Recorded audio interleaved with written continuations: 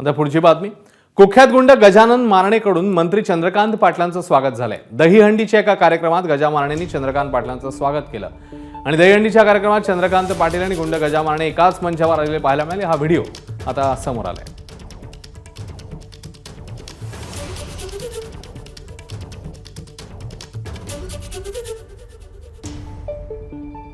तर चंद्रकांत पाटील आणि गजा मारणे यांच्या भेटीवरून विरोधकांनी आता लक्ष केलंय। बघूया। अरे मी तुम्हाला परवा पण आम्ही सांगितलं की या सरकारमध्ये गुंड माफिया यांना Y+ सिक्युरिटी दिली गेलेली आहे। ज्या कोणी अरेस्ट आहेत त्यांना पेरोलवर सोडून आणून किंवा काही लोकांना तर दवाखान्यामध्ये भरती करून ठेवलेली आहे आणि त्याला सगळ्या 5 स्टार व्यवस्था केलेल्या जातात। आणि आज माफिया आणि गुंड प्रवृत्तीला सरकारच पोचते आहे। आपल्याच पक्षाचे चंद्रकांत पाटील म्हणजे टिल्ल्या पिल्ल्यांना हे दाखवलं पाहिजे। जे टिल्ले पिल्ले काल एखादा फोटो दाखवत होते कुठला तरी 2-4 दिवसांपूर्वी, त्यांना कळलं पाहिजे की आता चंद्रकांत पाटील कुणाला भेटतात। ही टिल्ली पिल्ली गँग कुणाच्या घरी सांत्वन भेटी देते।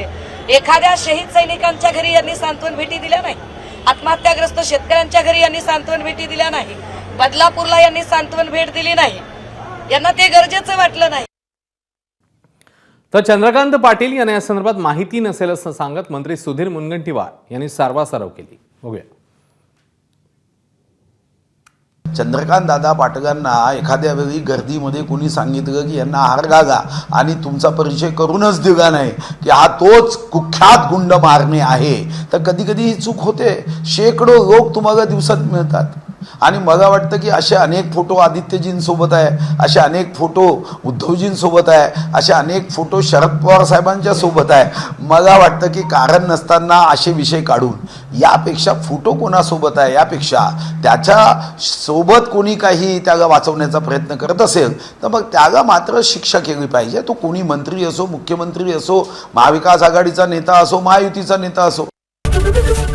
एबीपी माझा, उघडा डोळे बघा नीट।